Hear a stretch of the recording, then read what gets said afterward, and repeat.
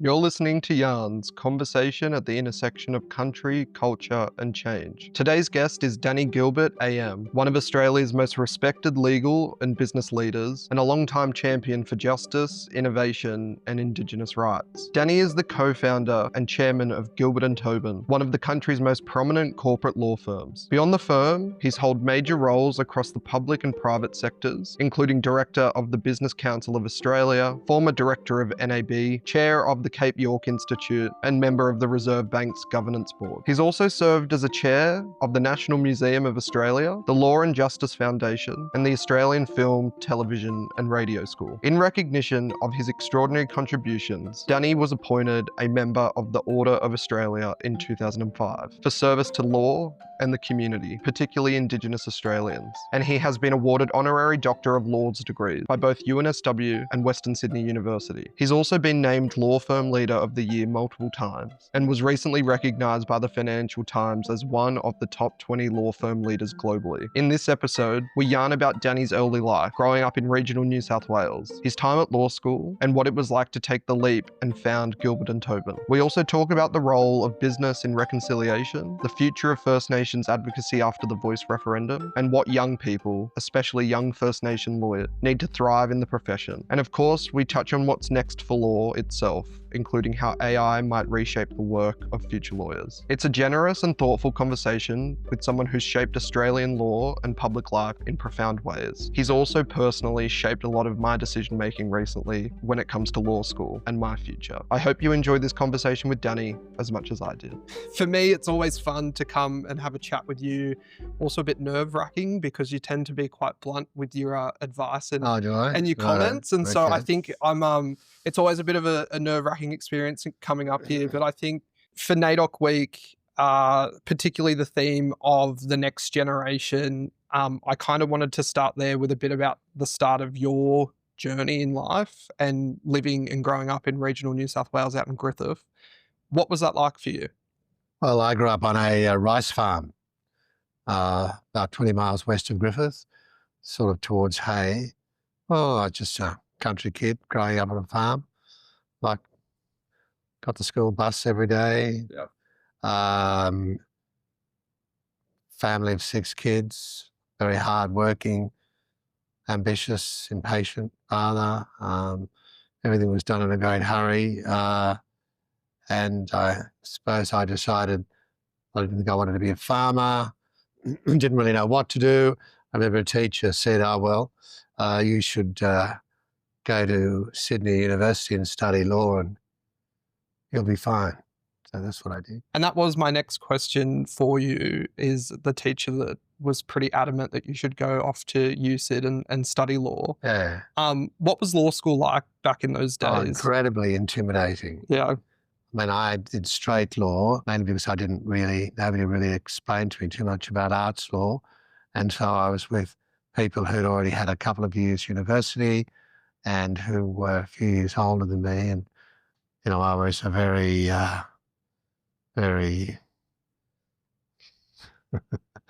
pretty gormless, really, is how I describe myself at that stage. Very inexperienced in life and had no idea why I was here or what I was doing here, really.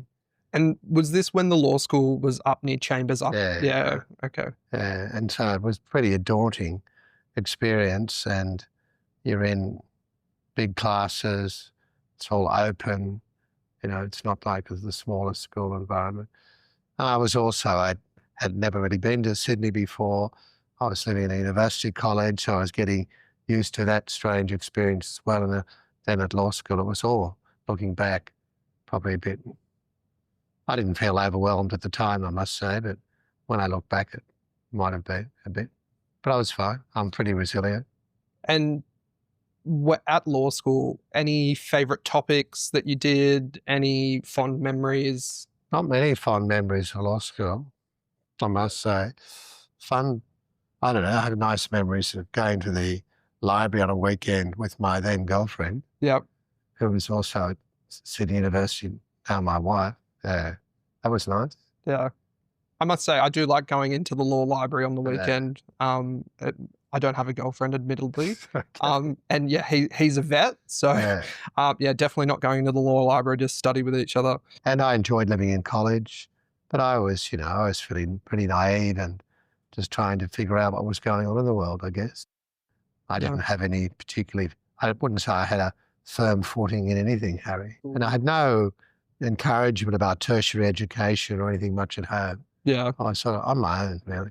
And were you the first person in your family to go to university? More or less. It's always hard being, the first one out of the nest to do that. Yeah. So after law school, you spent some time practicing here in the city? And then I did undergraduate articles, spent a year here with a large law firm, and in the year I finished law school, I got married. So I did 4 years. We don't do that these days We anymore. don't do that anymore. So I got married when I was 22 and decided, I thought I'd like to go back to Griffith and be a country lawyer there. And I went back there for a couple of years and decided I didn't want to do that. But it was there when I reflect on it that I first had my exposure to structural Indigenous disadvantage in confronting the legal system and have a bit of experience of that. Yeah. I don't think it enlivened any political purpose for me, but I did get some sense of the wrongness of what I was observing. And just acknowledged from afar that this is I guess not afar because I was involved right? with people who had lived around on the reserve around there, who were coming into the criminal justice system. And I saw how they were treated by the cops and the system as a whole. And it was not, I had a sense there was something wrong here. Yeah. And we'll circle back to that. I want to touch on more of your commercial career first. So you returned back from the bush back to this firm that I'd been with, which was Sly and Russell, yes. Now better known as Norton Rose Correct. Fulbright. Yes. Became partner at 30.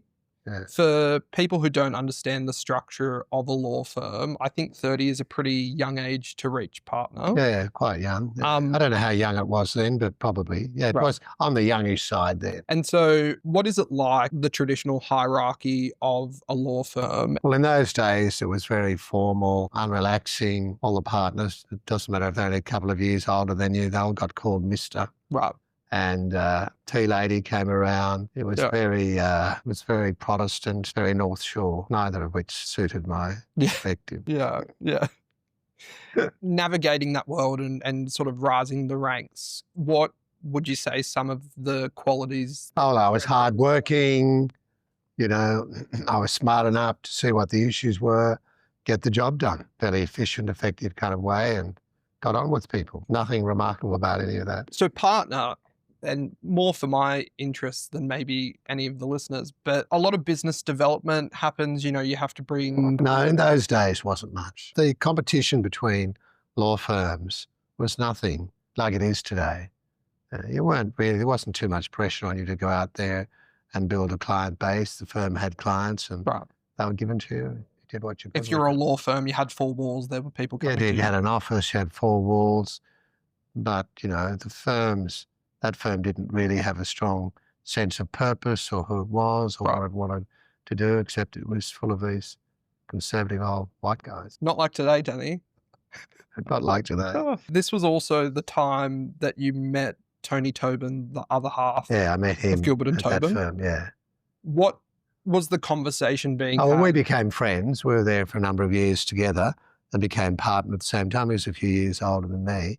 And then I was made at a fairly early point the deputy managing partner at a fairly young age. And then in about 1985, 86, I was starting to do some commercial work, starting to think that maybe I could do something differently here. And I had these fairly entrepreneurial clients, in inverted commas. And they were entrepreneurial. They certainly pushed the boundaries fairly hard. And they asked me they were establishing a new tech company, would I like to go out and work with them? So I became general counsel with them. I left the firm, became general counsel with them for a couple of years, but decided that life wasn't for me. I didn't want to sort of go into that side of the business, that I wanted to continue to be a lawyer. I didn't want to go back into the firm that I'd with. This is a truncated version of the story. But I talked to Tony and a few others at that time, but talked to Tony and said, well, let's set up on our own in the city, and we did in January 1988. From a logistic point of view, because people probably don't necessarily know that side of the story, and it might be wildly different to what it would be today, but what does it take to start a law firm? Well, I had a pretty scrappy kind of client base. Tony had a better client base than I did. And we just got some secondhand furniture, hired a very small office. The office would have been no more than 3 or 4 times the size of this room. We had a secretary each, and we just opened the door and started doing stuff and getting out and about, talking to people. And at the end of the first year, we had quite a lot of work on. At what point did you realise you had to start bringing in more solicitors for the work? I think we share a common friend that may have been employee number 4 in Grantley. Yeah, it was Grantley number 4. I think so, something like that. He speaks about it privately. Yeah, exactly. Anyway, he was early days. Yeah. And so was it media, tech law? Media, tech law. Yeah. Yeah, and that was kind of the focus of it. That's what we wanted to give its focus to, and it was the time of the deregulation of the telecommunications in Australia. So I then spoke to a couple of smart young blokes that I knew and who were interested in this stuff, and said, why don't you join us and pick up that ball and see if we can build a telco practice? And we did. Then we decided we needed to have a more mainstream media practice, so we had to think about who in Australia could we act for. There was the Fairfax, Murdoch and Packer.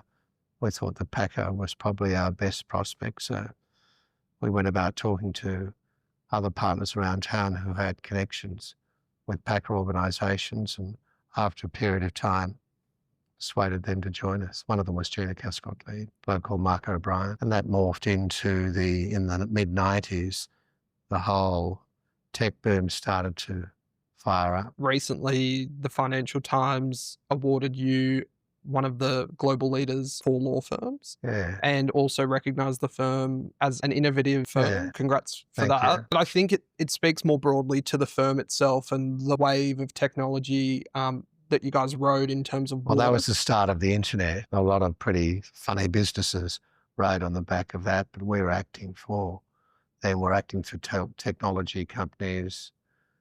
We started to act for Channel 9 as well, acted for Optus. So it was getting a real momentum, and that momentum developed throughout the period about 1992, 93, 94 through to 2000, 2001, to the time of the tech wreck. And was there any inciting moments or any philosophies that you guys held in order? No, not just that. We did want to make sure that we had a particular industry focus, which was around the tech and media. But we also had started to build a corporate offering as well, with a few guys that joined us from Freehills in the corporate space. Was that kind of the thinking that you guys would niche down into a specific area to compete? We felt that to compete you had to do that, and we got into the internet space and the telco space before the other major firms did. But by the end of the 1990s, they'd started to catch up. Any matter or case that particularly stands out to you as a career highlight? Well, a big case for us was within the first year. I was walking down the street and I ran into this fellow whom I knew and asked him how he was going. And he said, I've just been sued for $100 million by Warwick Fairfax. And this was to do with the takeover of Fairfax at that time. Was backed by a fellow called Laurie Connell, no longer with us, and Alan Bond. And I said to him, have you got any lawyers? So, not really. And I said, you have now. Yeah. So for $100 million, you'd probably want to. We started acting that. So that got us a bit of press and put a bit of that was pretty exciting. We were not well organised to take on a major piece of litigation like that. I wanted to pivot now more to your advocacy work, arguably just as long and impressive as your legal career. Going back, and we touched on it growing up in regional New South Wales, but then going back and working there, you talked about some of the disadvantages you saw for First Nations. Well, I remember growing up there, there was the reserve out there was called Three Ways Bridge, and you'd see the Aboriginal kids going to school. They're always in the bottom classes, didn't have shoes, not well dressed. They were pretty tough, good rugby, good footy players, could kick the shit out of everybody really. you know, and there was certainly a separation between them and the rest. That was a very multicultural community, having been settled by Italian immigrants after the First but mainly Second World War. And I did sense that there wasn't something right here. I did not connect that with any sense of them being the first Australians or the history of Aboriginal people and their rightful entitlements flowing from that. That sensibility did not occur to me until much later in my life. One of the things that drove me to lead the firm that I was with, I decided that I wanted to do something in social justice.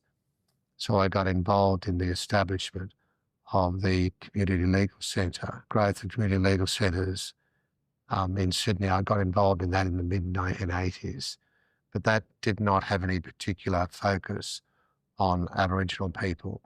But I guess that speaks to how I thought about issues of disadvantage and social justice and started to develop my commitment to make a contribution here. At or about that time, a bit later, I got involved with the Catholic Church in Redfern with the most amazing human being called Ted Kennedy, who was the parish priest there, and he and Mum Shell. You've heard of Mum Shell? I haven't.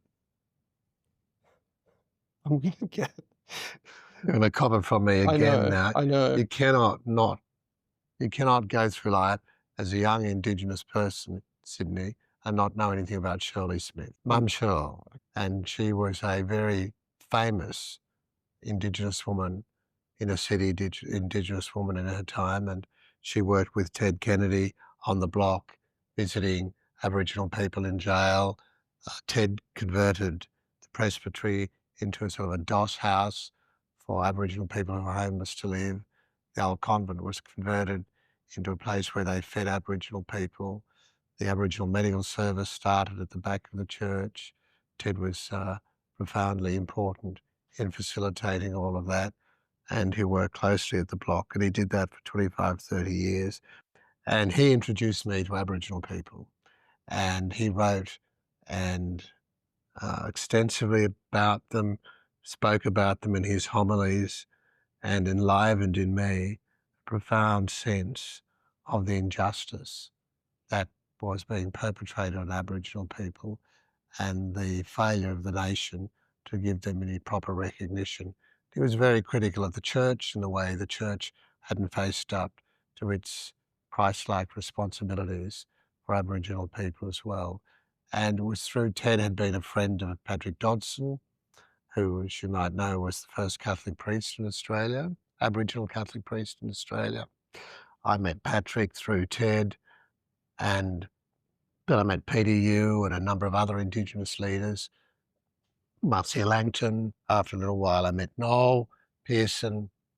I started working with all of these people over many years and others, and eventually came to work more closely with Noel in Cape York. The other thing that's been interesting, and I look back at this with hindsight more than a triggering event. So I don't think it triggered anything much, but when I was about 18, I might have been home from university, and there was this Aboriginal fellow being interviewed on television one night, and my father, my old man, says, "See that black bastard there? Well, he's your cousin." Mm-hmm. And he was my father's first cousin, and we're not Indigenous. And his name was Kevin Gilbert, and he had just come out of jail. Have you heard of Kevin Gilbert?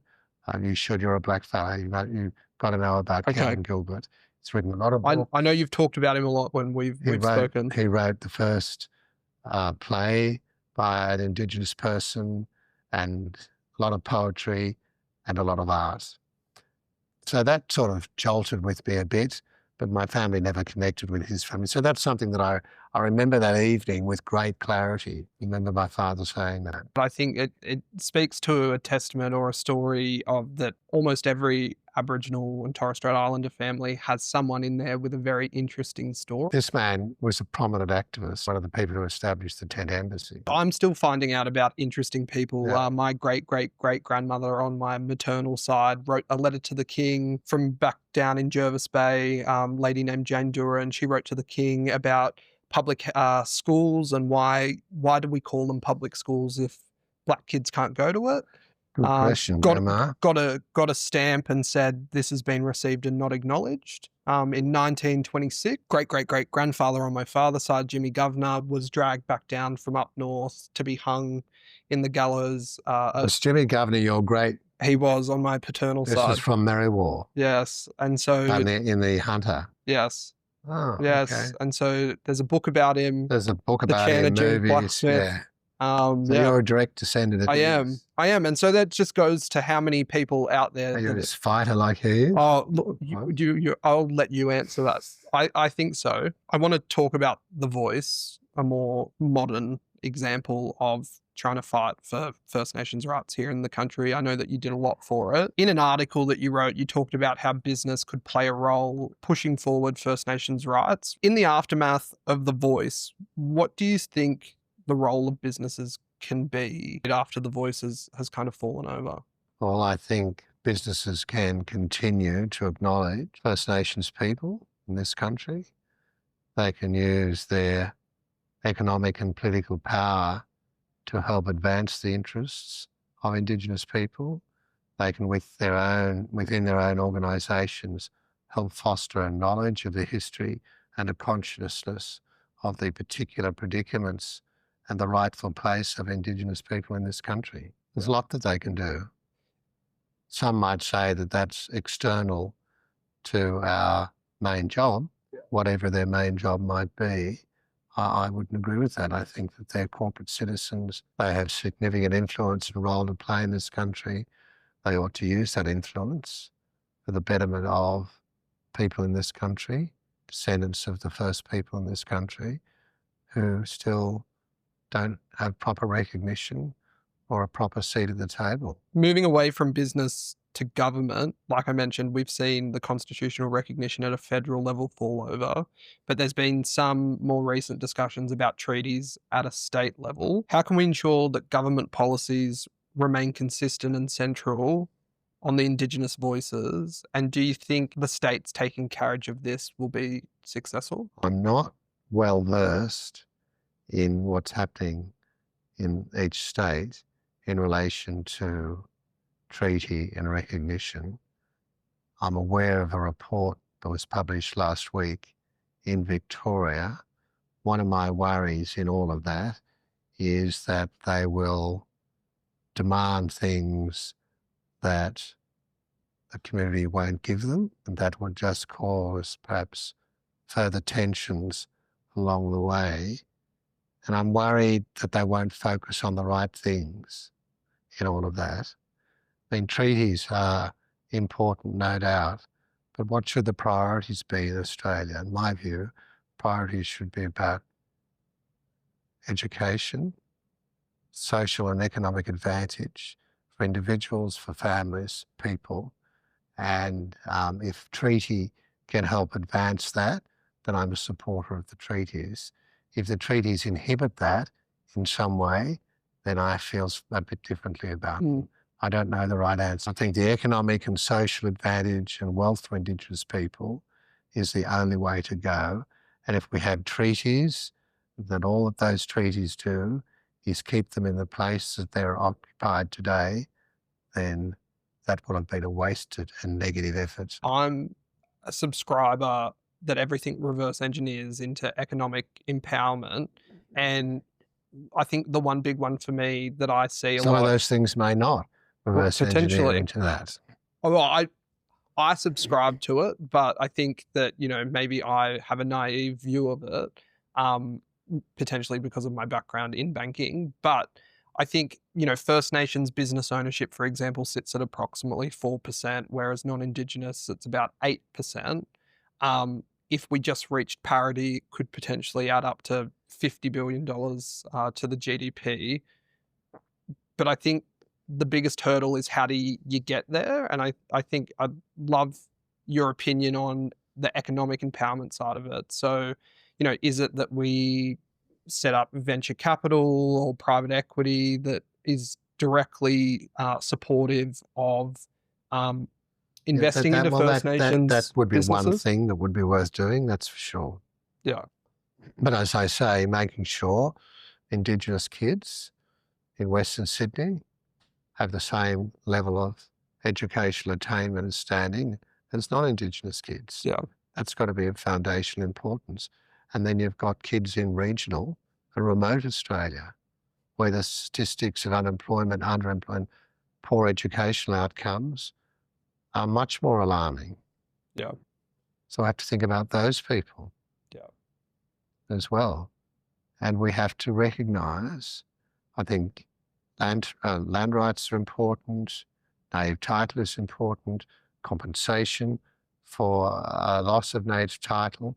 These are all building blocks along the way, but it must ultimately sound in social and economic empowerment, not from an assimilationist point of view at all, but that we can say that Indigenous people have and enjoy the same opportunities as non-Indigenous people and can contribute to the culture and life of the nation as Indigenous people.